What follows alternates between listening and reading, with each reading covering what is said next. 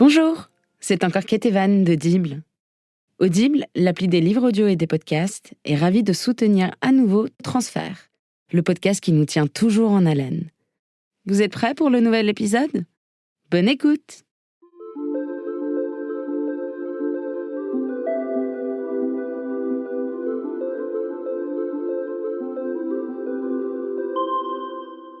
Dans Will Hunting, le film de Gus Van Sant, qui a fait de Matt Damon une star, et accessoirement le film que j'ai le plus regardé en boucle dans ma vie, Will est un gosse du sud de Boston qui passe ses soirées à boire des bières avec des copains, à chercher la bagarre sur des terrains de basket et à traîner son ennui de boulot en boulot. Jusqu'à ce qu'on se rende compte que c'est un surdoué et qu'un ponte des mathématiques s'allie à un ponte de la psychanalyse pour le sauver. Mais imaginez que personne ne se soit jamais penché sur son sort, qu'il n'ait pas été un surdoué du niveau d'Einstein, mais simplement un surdoué caché, comme la plupart des surdoués, un haut potentiel qui reste un éternel potentiel, pas de mise en acte, un surdoué qui s'ignore et que les autres ignorent. Savoir qui on est, cela s'appelle être guéri de la névrose, écrit Emmanuel Carrère dans D'autres vies que la mienne. Puis, il cite un psychanalyste. C'est cela le pire pour quelqu'un. N'avoir jamais été vu, n'avoir jamais été reconnu. Vous écoutez Transfert, un podcast de Slate produit par Louis Média. Et l'épisode d'aujourd'hui est signé Sarah Lou Lepers.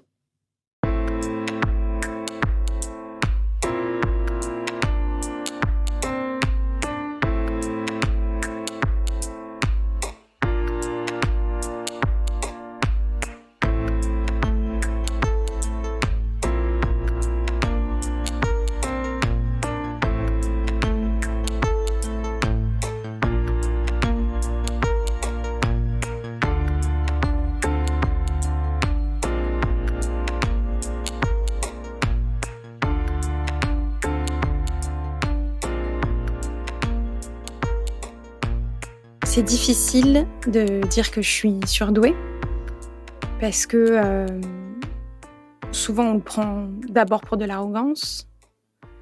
C'est difficile parce que c'est quelque chose de très intime qui me définit par plein d'aspects parce que c'est un fonctionnement du cerveau qui a plein de conséquences au niveau du comportement et des émotions.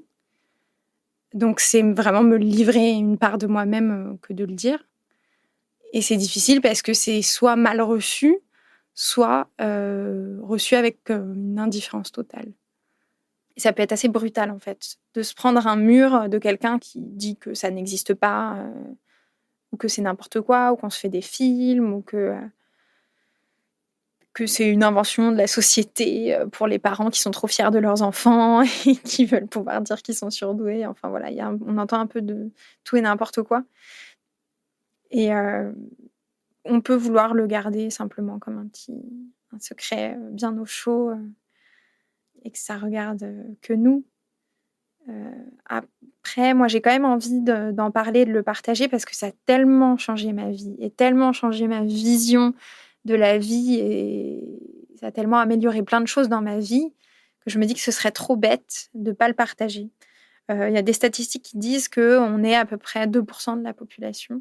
Moi, je pense qu'on est beaucoup plus, vraiment beaucoup plus, et que simplement, il y a tellement de gens qui ne sont pas au courant, qui sont dans le mal-être et qui auraient besoin d'entendre ça et de se dire « Ok, en fait, peut-être que je vais découvrir des choses. » J'aimerais bien à la fois pouvoir apporter ça à des personnes et à la fois pouvoir montrer à d'autres ce que c'est et qu'ils aient un regard plus indulgent et plus tolérant envers les petits zèbres.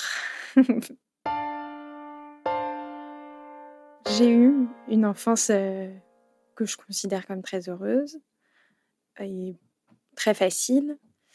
En plus, à l'époque, je suis une petite fille très sage, très studieuse, très timide aussi. Et du coup, je ne me fais vraiment pas remarquer par les instituteurs.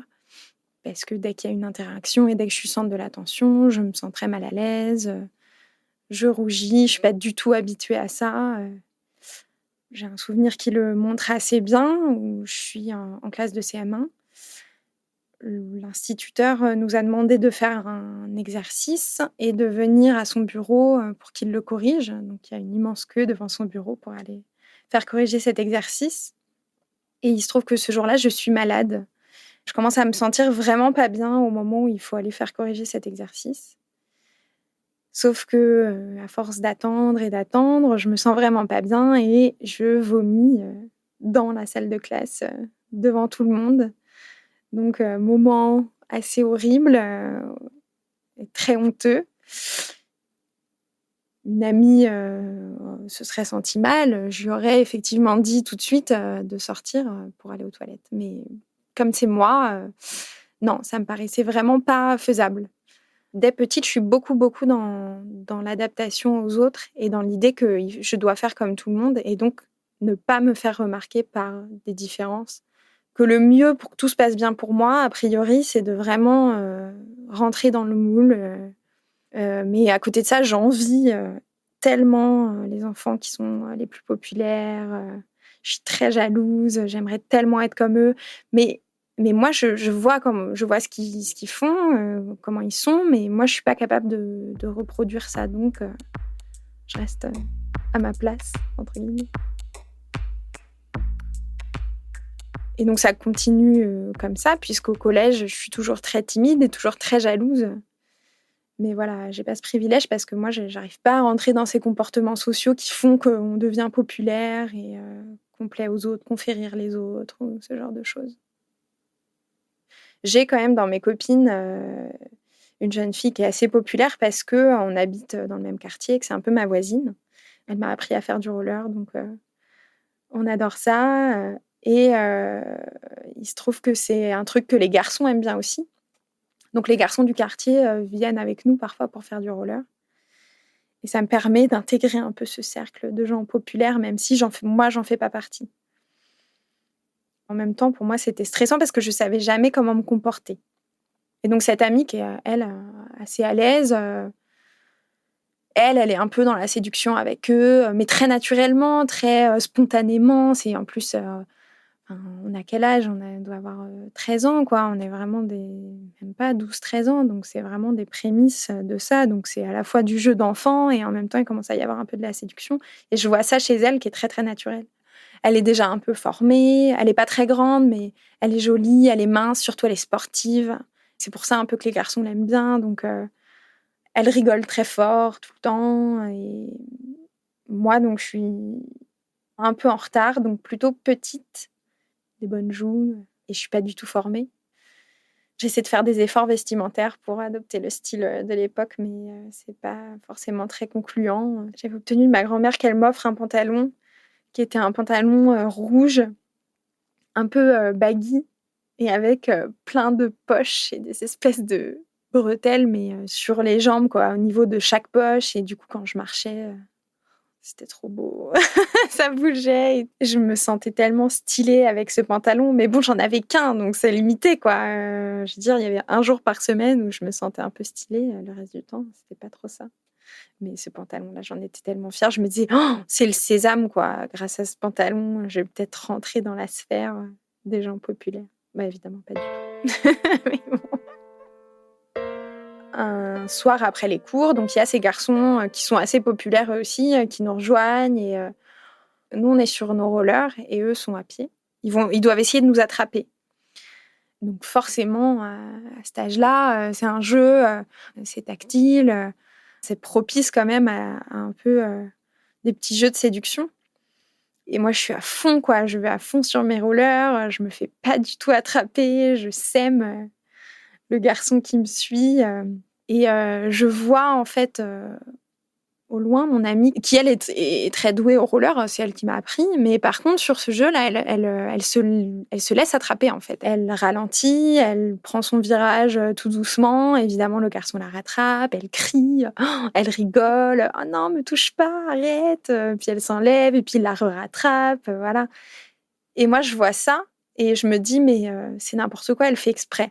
Et surtout comment lui il peut se laisser piéger par ça. Ben, parce qu'il a envie de se laisser piéger, forcément. Mais Donc à la fois, je me dis c'est n'importe quoi et à la fois, je me dis mais merde, c'est ça que j'aurais dû faire en fait. Finalement, c'était ça le vrai but du jeu et j'avais pas compris.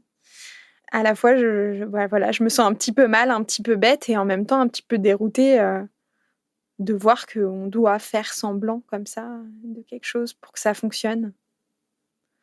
Donc voilà, c'est le genre de situation qui m'arrive quand même assez souvent. Je vois ces comportements, mais moi, je peux pas les reproduire. Ou alors, ça sonne trop faux. C'est une époque où je commence à me sentir pas forcément très bien, surtout pas très bien dans ma peau. En arrivant au lycée, ça commence à se passer un peu mieux, parce que je commence à comprendre des choses. J'ai toujours un temps de retard, c'est-à-dire que je me dis souvent «Oh, si j'avais été comme je suis aujourd'hui, l'année dernière, ça se serait tellement mieux passé. J'aurais fait ça comme ça, j'aurais fait ça comme ça. Ça aurait été beaucoup mieux, quoi». Au lycée, ça se passe très bien, dans le sens où j'ai des facilités, en fait. Je travaille très peu, mais j'ai de bons résultats.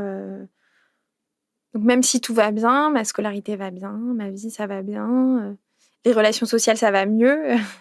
Je sens qu'il y a quelque chose quand même qui va pas. Je me sens pas épanouie et je me sens pas forcément sur la voie pour être épanouie. J'ai l'impression qu'il y a quelque chose qui cloche, ce qui est très perturbant puisque tout va bien. C'est pesant, quoi. C'est très, très pesant. Les journées sont pesantes. Je rentre chez moi, je me sens mais pas bien. Je me sens terriblement seule et terriblement incomprise. J'ai l'impression que personne sur Terre, mais personne sur Terre ne peut me comprendre. Et personne sur Terre ne me connaît vraiment. Pas même moi. Il m'arrive de penser au suicide, mais sans l'envisager. C'est juste, j'y pense. Et puis je me dis, si je meurs, ben, c'est pas très grave, quoi. Au moins, on me laisse tranquille, quoi. Je trouve que c'est tellement de pression, juste une journée normale, c'est tellement de pression d'aller dans la société que je rêve qu'il m'arrive un truc très grave, un accident, je sais pas, un truc qui me rende handicapée ou je souffre pas, hein, mais du moins je suis inapte et du coup ça fait que on me laisse tranquille, qu'on peut rien me demander parce que de toute façon je suis inapte. Et je rêve de ça, de me dire et au moins on me laisserait tranquille à pas me demander allez qu'est-ce que tu veux faire dans la vie et qu'est-ce que tu veux devenir et comporte-toi comme tout le monde. Au moins je serais tranquille.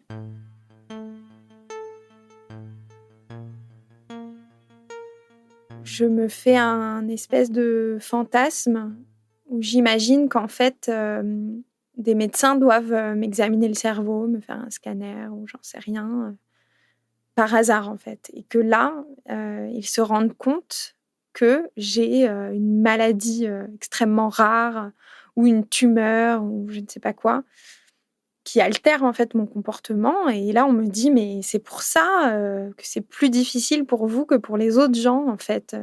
C'est pas de votre faute, c'est vraiment pas de votre faute. Et surtout, ils disent ça, ils me disent ça et ils le disent, c'est prouvé. Et ça me permet de dire à mes parents, de dire aux autres gens, bah voilà, arrêtez de me demander des choses parce que pour moi, c'est plus difficile. Donc, mais je me dis, c'est quelque chose de cet ordre-là, quoi. C'est un truc comme ça. Donc j'ai fini mon lycée, je continue mes études, je suis en prépa littéraire. Ça se passe bien. Je découvre vraiment ma vie sociale parce que ça y est, j'ai enfin compris des trucs. je les mets à profit. Donc je sors jeudi soir, vendredi soir, samedi soir, mais je travaille pas plus que ça. Je fais juste ce qu'on me demande en fait. Et ça se passe plutôt bien, j'ai des notes correctes. Par contre, je m'ennuie toujours énormément. J'ai l'impression d'être déprimée, mais je sais pas pourquoi. Et puis ça finit par... Ça passe. C'est des phases comme ça passe. Et un jour que je suis vraiment dans une phase... je suis vraiment pas bien, donc je décide d'en parler à ma mère. En fait, je craque devant elle et donc je lui en parle. Et donc elle essaye d'en savoir plus, elle me console, elle me dit « Mais qu'est-ce qu'il y a ? Qu'est-ce qui va pas ? Qu'est-ce qui va pas ?» Mais la seule chose que je peux lui dire, c'est « Je sais pas, mais ça va pas. » Et elle me dit, mais si tu veux, tu pourrais voir quelqu'un, voir une psy. Ça me soulage et puis la phase passe. Évidemment, elle revient quelques temps plus tard. Mais bon, je la supporte encore une fois et puis ça repart. Et donc, j'arrive en master, donc cette fois, j'ai choisi un peu ma voie. Donc je me dis: «Oh, ça va être intéressant, ça va être trop intéressant, c'est génial», et puis j'arrive à des cours que j'estime passionnants sur le papier et pendant 5 minutes, ça me passionne et puis au bout de 5 minutes, je m'ennuie terriblement. C'est toujours pareil, je continue à avoir des épisodes un peu dépressifs, mais en même temps, vu que voilà, j'ai déménagé sur Paris pour faire mes études, que je suis toute seule, j'ai eu une histoire d'amour un peu compliquée à ce moment-là. Enfin, j'ai toujours quand même des excuses pour, expliquer pourquoi ça va pas, même si je sens bien que c'est pas vraiment ça.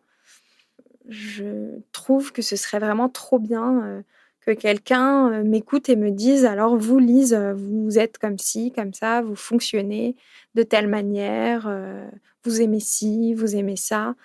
Parce que, moi-même, j'arrive pas à savoir ce truc qui cloche et j'arrive pas à savoir de manière générale un peu qui je suis, comment je fonctionne, quoi.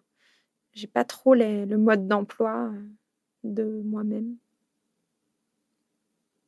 Donc je cherche quand même du travail, j'en trouve, j'enchaîne un peu des périodes de chômage et des périodes de CDD et finalement, donc il y a 1 an et demi, heu, je prends un CDD, de 5 mois et je me dis: «C'est l'occasion ou jamais», voilà, j'ai 5 mois dans le même endroit, j'ai un salaire, je peux peut-être essayer de commencer, une thérapie.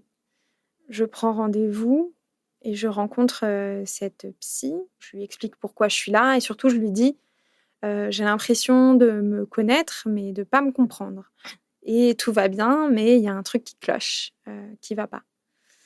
Une espèce de mal-être un peu diffus, un peu vague, et que je sais pas l'expliquer et à un moment donné, donc je suis en train de parler, de quand j'étais au collège. Elle me demande: «Est-ce que vous aviez l'impression, d'être mature dans votre tête, mais pas dans votre corps?»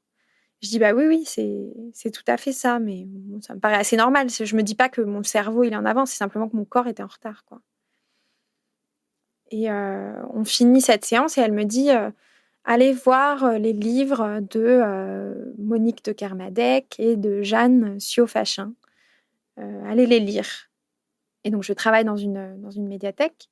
Donc dès que je rentre de ce rendez-vous, parce qu'en plus c'est sur la pause du midi, je vais tout de suite au rayon psychologie, prendre ces livres qui sont des livres, d'après le titre et le résumé, qui sont des livres sur la précocité, sur les adultes, surdoués. Moi, ça ne me parle absolument pas. Je me dis: «OK, c'est pas ça. Je suis pas tombée sur les bons livres». Je me pose même pas la question, en fait, c'est je me suis trompée. Donc j'envoie quand même un texto à ma psy pour lui redemander, le nom des auteurs et elle me confirme que c'est bien ça. Donc je cherche un peu sur internet et je tombe sur un livre qui s'appelle, «Petit guide à l'usage des gens intelligents qui ne se trouvent pas très doués» et je lis le résumé rapidement et ça me parle énormément tout de suite. Parce que j'ai l'impression vraiment que ce résumé s'adresse à moi personnellement et met des mots sur des trucs, sur lesquels j'avais jamais pu mettre de mots et donc je retrouve ce résumé qui commence par: «Vous avez le vague sentiment que quelque chose ne va pas, mais vous ne savez pas ce qui vous gêne. Parfois, vous pensez que vous pouvez tout faire, mais vous ne faites rien. Souvent, vous n'avez pas d'avis sur les choses. Vous avez besoin des autres, mais vous aimez être seul. Vous avez l'impression de vous disperser sans arrêt dans votre travail. Bref, vous vous regardez dans la glace, vous ne vous trouvez pas très doué». C'est un choc énorme. Pourtant, c'est des phrases très, très simples et c'est des mots simples et c'est pas des choses incroyables. Mais je lis ça et je me dis: «Mais c'est exactement ça» et moi qui avais ce sentiment vraiment d'être totalement incomprise, de lire, venant de quelqu'un d'autre, une description aussi précise de ce que je peux ressentir, ça me touche énormément et donc automatiquement, je me mets à pleurer à gros sanglots. Sur chaque phrase, je pleure, de plus belle. Je suis très, très émue parce que, c'est cette espèce de fantasme qui se réalise où on me dit: «Vous êtes comme ci, comme ça» et surtout on me dit: «C'est pour telle raison» et surtout on me dit: «C'est pas grave, on va vous aider à gérer ça» et donc effectivement, c'est un livre sur les surdoués et qui n'appelle pas surdoués parce que, c'est un mot à connotation un peu, ben, pas péjorative, mais voilà, c'est un mot qui véhicule tous ces clichés dont on a parlé. Et donc, on parle plutôt d'adultes à haut potentiel, enfin de personnes à haut potentiel. Déjà, moi, ça me permet de laisser tomber aussi les idées que j'ai sur les surdoués et de lire vraiment ce que je trouve sur ce sujet. Alors, être surdoué, ça implique un fonctionnement du cerveau qui est différent de celui de la plupart des gens. Ça a été prouvé avec des études de cerveau, c'est-à-dire que en réfléchissant, une personne surdouée n'utilise pas les mêmes parties du cerveau qu'une autre personne. En réfléchissant, en parlant, en agissant. C'est un fonctionnement logique qui est différent, qui est caractérisé par le fait que le cerveau, enfin, l'hémisphère droit du cerveau est plus sollicité que l'hémisphère gauche. Donc, il y a plus de sensibilité et d'intuition qui sont mises dans tout ce qu'on fait au quotidien, tout ce qu'on perçoit. Et donc ça a des conséquences énormes sur les réactions, les façons de penser, etc. Donc la seule manière qu'on a trouvée pour évaluer le fait que quelqu'un soit surdoué ou non, c'est les tests de QI. Et on estime que si le QI dépasse 130, le QI global, on a affaire à quelqu'un de surdoué. Donc c'est vraiment la seule donnée vraiment scientifique qu'on ait trouvée pour évaluer ça. Mais il y a plein d'autres indices dans le comportement, mais qui malheureusement ne peuvent pas être vraiment évalués. Je revois ma psy la semaine d'après. Je lui parle de ça, mais je minimise beaucoup parce que j'ai toujours cette idée que c'est un peu arrogant si je dis « Ah bah oui, ça y est, je suis surdouée ». Parce que j'ai des doutes aussi. Je me dis « Ça se trouve, je me fais des énormes films, c'est n'importe quoi ». Et je remets un peu tout ça en cause. Je réussis à en parler à ma mère. Et en fait, elle balaye tout de suite ça en me disant « Non, mais je pense pas ». Donc c'est ma mère quand même qui me connaît, quoi. Donc voilà, ça me pousse vraiment à remettre ça en cause, en doute. Donc je suis très déçue et je me sens bête en fait, du coup, d'avoir cru ça.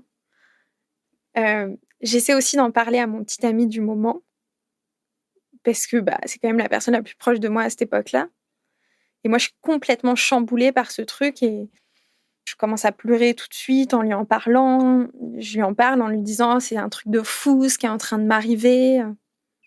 Et en fait, c'est le soir et on est assis sur le lit, c'est-à-dire pendant que je parle, lui commence à s'allonger et il s'endort en fait. D'accord, ok, bon. Et à partir de là, moi, je fais quand même un peu un déni de tout ça. Je continue quand même de m'intéresser un peu au sujet, mais tout en me disant « Ouais, mais je pense pas que ce soit mon cas en fait. J'ai dû me faire des films ». Mais il se trouve qu'un jour, une amie m'envoie une photo d'un livre qui s'appelle « Je pense trop. Comment canaliser ce mental envahissant », qui est tout à fait le genre de titre un peu racoleur qui donne envie de l'acheter. Et en même temps, on ne va pas dire à quelqu'un qu'on s'est acheté ce livre parce que c'est un peu prétentieux. Et donc, le lendemain matin, j'arrive au travail. Et sur mon bureau, il y a le livre « Je pense trop. Comment canaliser ce mental envahissant ». En fait, c'est un don d'un adhérent qui nous donne ce livre pour qu'on le mette dans nos rayons. Et comme c'est moi qui suis en charge du rayon psychologie, c'est à moi de le feuilleter et de décider où on va le mettre. Donc, c'est quand même une grosse coïncidence. Donc, j'ouvre le livre avec d'autant plus de curiosité. Et je me rends très vite compte que c'est un livre sur le haut potentiel. Et donc, je le dévore. Et je redécouvre de nouveau des trucs où je me dis « Mais c'est moi, ça, c'est dingue, ça me correspond tellement. Ce mal-être, cette sensibilité, enfin, voilà, plein de choses, plein de détails. Et j'ai finalement envie de passer ce test de QI. Parce que je me dis que ça me permettra d'être fixée. Donc, je m'inscris.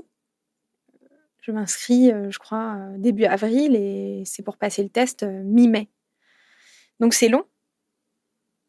Entre-temps, je suis allée à ma première rencontre entre zèbres. Donc, en lisant, en fait, le livre Je pense trop, l'auteur parle d'associations de personnes à haut potentiel et notamment de forums. Et elle parle d'un forum qui s'appelle Zebra Crossing parce que c'est un forum de discussion entre zèbres. Donc c'est là que je découvre ce mot-là, qui est en fait simplement un nom différent pour désigner les gens à haut potentiel. C'est vraiment une sorte de nom de code utilisé pour les personnes à haut potentiel, pour se désigner entre elles. C'est plutôt un mot familier qui fait moins peur, qui est plutôt rigolo, parce que les zèbres, ce sont des animaux qui ne sont pas domestiques. En même temps, ils ont des rayures, donc c'est comme des chevaux, sauf qu'ils sont différents parce qu'ils ont des rayures. Chaque rayure est différente sur chaque zèbre, en fait. Il se trouve que c'est un peu comme leur empreinte digitale. Voilà, donc c'est un mot qu'on aime bien et qu'on utilise entre nous. Donc, sont organisées des rencontres entre zèbres. Donc, il y en a beaucoup sur Paris. Ça peut être un pique-nique, ça peut être un dîner. Souvent, c'est dans un bar. On arrive, on demande au serveur où est le groupe des zèbres. Il nous montre et voilà. On dit bonsoir et on commence à discuter. Donc, en arrivant, je suis très stressée. Et tout de suite, je me sens à l'aise, en fait. Tout de suite, je sens une ambiance bienveillante. Et je m'assois et on me dit bonsoir, ça va, mais tout de suite on me dit ah c'est la première fois que tu viens, oh, raconte-nous comment ça s'est passé pour toi, comment ça va. Il n'y a pas de petite discussion gênante où on ne sait pas trop quoi se dire. Tout de suite on parle, j'aime bien cette expression, on parle de cœur à cœur. On ne fait pas semblant, on dit juste ce qu'on a envie de dire et surtout on parle de choses assez profondes, que ce soit dans notre intimité ou sur des questions de société. Par exemple, on va tout de suite parler de notre vision de la société et du sens qu'on met à cette société. Est-ce que pour nous, c'est absurde le fait de devoir travailler 35 heures par semaine? Est-ce que on pense que il faudrait mieux aller vivre en autarcie sur une île déserte? Et c'est pas une discussion d'un télo, on discute juste de notre ressenti et de ce qu'on peut penser de tout et n'importe quoi. C'est très agréable et je passe une très, très bonne soirée et ça, c'est extrêmement agréable et je me dis: «Ah mais en fait, parfois les relations sociales, c'est facile, en fait» et je me dis et surtout je me dis un truc, je me dis: «OK, il y a des rencontres en plus tout le temps, il y a des rencontres le lundi soir, le mardi soir, le dimanche soir, le samedi soir». Je me dis: «OK, je serai plus jamais, seule, en fait».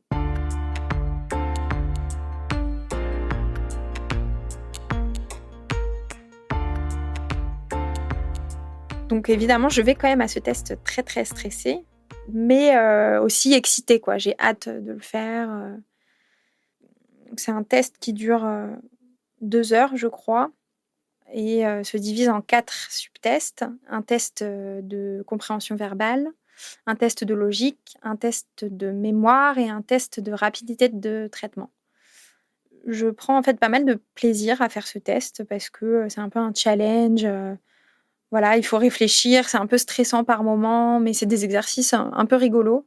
En fait, chaque exercice commence assez facile et devient de plus en plus dur. Et donc, plus on va loin dans l'exercice, et plus notre QI est élevé. Donc, ça se passe plutôt bien. Je suis assez euphorique en le terminant. Et là commence l'attente très, très longue de ces 2 semaines qui ont été horribles parce que j'étais vraiment très impatiente. J'avais très peur et donc j'y pensais vraiment tout le temps.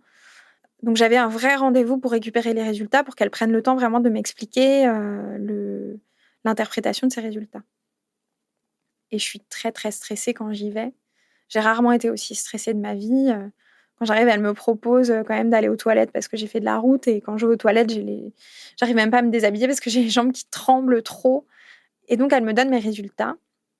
En fait, le QI total est calculé en faisant une moyenne des 4 autres QI. Il se trouve qu'en compréhension verbale, j'ai un QI effectivement qui témoigne du haut potentiel, donc un QI de surdoué. Par contre, en rapidité de traitement, j'ai un QI tout à fait dans la moyenne. Et en logique et en mémoire, j'ai un QI qui se place un peu au-dessus de la moyenne, mais ça reste, c'est pas considéré comme surdoué, quoi. C'est juste au-dessus de la moyenne. Ce qui fait qu'on ne peut pas calculer de QI total. C'est trop hétérogène et il y a trop d'écart, donc on ne peut pas faire de moyenne. Ce serait faussé. C'est vraiment le résultat que j'appréhendais parce que j'avais lu beaucoup de témoignages qui disaient qu'ils avaient reçu comme résultat un QI hétérogène et que du coup, c'est pas un résultat tranché. C'est pas oui, c'est pas non, c'est oui, mais pas tout à fait, quoi. Et donc, moi, je voulais surtout pas ça parce que je voulais mettre fin à mes doutes. Sauf qu'en fait, si j'avais lu beaucoup de témoignages qui allaient dans ce sens, c'est qu'en fait, un résultat hétérogène, un QI hétérogène, c'est très, très rare dans la population. Et c'est quand même très symptomatique d'un comportement de personnes à haut potentiel adultes. Parce que c'est des personnes en tant qu'enfants qui ont inhibé certaines de leurs capacités, qu'en ont développé certaines et beaucoup moins d'autres. Et c'est ce qui donne un QI hétérogène, en fait.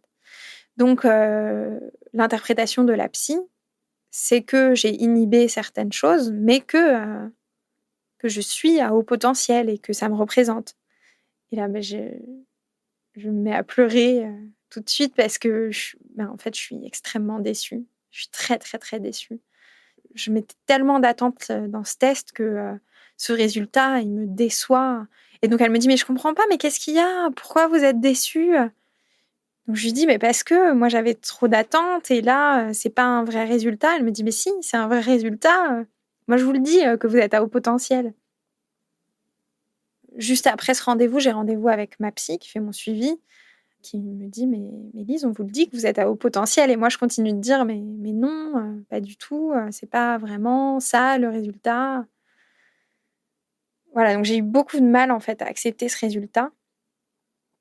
Mais en fait, il est ce que je suis, tout simplement. Donc, il a fallu que je fasse un travail pour l'accepter et surtout pour comprendre que c'était pas du tout incompatible avec la notion de haut potentiel et qu'au contraire, c'était plutôt significatif.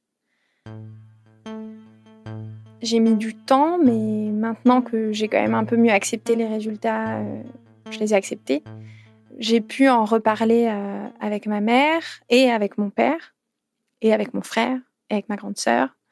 Parce que du coup, j'avais cette matière, cette sorte de preuve sur laquelle m'appuyer.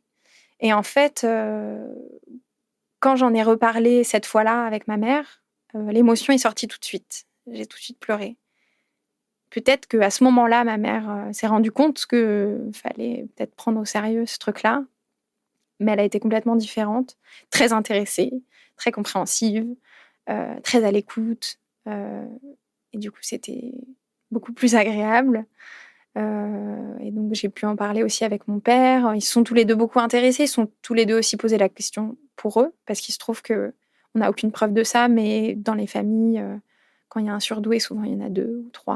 Enfin, voilà. Les parents, souvent, sont surdoués aussi. J'ai eu le résultat, du coup, fin mai. Ça devait être fin mai ou début juin. C'était il y a 7-8 mois. Donc maintenant, ça va mieux. Je l'accepte beaucoup mieux, même si je continue toujours à avoir des doutes. Même là, en parlant de ça, je me dis, mais qui je suis, moi, pour parler de ça, alors que j'ai même pas un résultat homogène qui puisse vraiment prouver ce que je dis, ce que je raconte. Et en même temps, j'ai besoin d'en parler et de le partager parce que je suis sûrement pas la seule dans ce cas-là.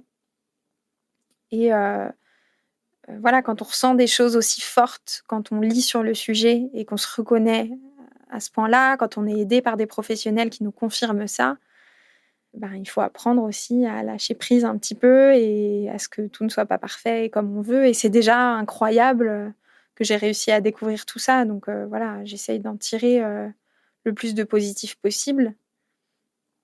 Et effectivement, aujourd'hui, ça a quand même vraiment changé ma vie et surtout ma vision de moi-même et ma façon de devenir la personne que je suis vraiment. C'est comme si j'avançais sur une route, avec une carte qui est pas la bonne. Et un jour, on me donne la bonne carte. Donc même si je suis exactement moi, Lise, je suis exactement la même personne et je suis sur exactement la même route, ça change tout. Parce qu'avec cette carte, je peux avancer, je peux aller dans la direction qui me plaît. Je suis toujours la même personne, mais je sais quelles sont mes forces, je sais comment les utiliser et je sais comment... je ne vais pas supprimer mes défauts, mes faiblesses, mais je sais comment les gérer, je sais les accepter. Et des trucs que je considérais comme des faiblesses ou des défauts, au final, je me rends compte que ça n'en est pas. Et inversement, des trucs que je considérais comme des qualités, finalement, ça n'en est pas. Moi, je pensais que ma qualité première, c'était que je m'adaptais hyper facilement à n'importe quel environnement. Alors oui, c'est pratique au travail, c'est pratique dans plein de situations. Mais par contre, ça me demande un effort et une énergie énorme, et ça me fatigue beaucoup. Et ça me pousse à faire des choses que finalement, je n'ai pas forcément envie de faire. Et donc aujourd'hui, d'avoir compris ça, ça me permet de réajuster mes comportements pour faire ce qui est le mieux pour moi. Inversement, donc par exemple, je me lamentais de ne pas avoir de passion, de changer tout le temps de centre d'intérêt très rapidement, de ne pas réussir à me fixer sur quelque chose et à m'intéresser vraiment à quelque chose. Et aujourd'hui, je sais que finalement, mon fonctionnement, c'est justement de m'intéresser à plein de choses et de découvrir tout le temps, d'en apprendre un petit peu sur tous les sujets et de changer fréquemment. Et c'est ça qui me plaît. Je sais aussi que professionnellement, il me faut un travail qui bouge beaucoup, qui soit polyvalent, où on ait plein de tâches différentes parce que j'ai besoin de ça. Et j'ai besoin, pour mener un projet à bien, d'en avoir 10 en même temps, dont 7 que je vais complètement laisser tomber, mais 6, non, pas 6 du coup, mais 4 que je vais mener à bien efficacement et rapidement. Et voilà. Donc vraiment, ça change tout. Et c'est presque euphorisant de me dire, OK, maintenant je peux tout faire, j'en sais plus sur moi et voilà, il y a plein de possibilités. Alors ça change pas que plein de choses qui sont difficiles, ça change pas que parfois les journées sont très lourdes, ça change pas qu'à des moments j'ai l'impression d'avoir une pression horrible sur les épaules. Voilà, il y a plein de choses qui changent pas, mais du moins, j'ai beaucoup plus les armes pour gérer ça et surtout, j'ai les clés pour comprendre tout ça et travailler dessus pour en faire des choses bien, pour développer ce haut potentiel qui probablement n'était pas très développé. Cette tumeur ou cette maladie super rare que je pensais avoir et qu'on trouverait dans mon cerveau, vraiment, c'était ça. En fait, ce qui est fou, c'est que mon inconscient avait quand même conscience de ça. Du fait qu'il y avait effectivement quelque chose dans mon cerveau, il y avait un truc bizarre, effectivement, et c'était ça. Voilà, c'était ça. J'assume plus mes rayures. Ouais.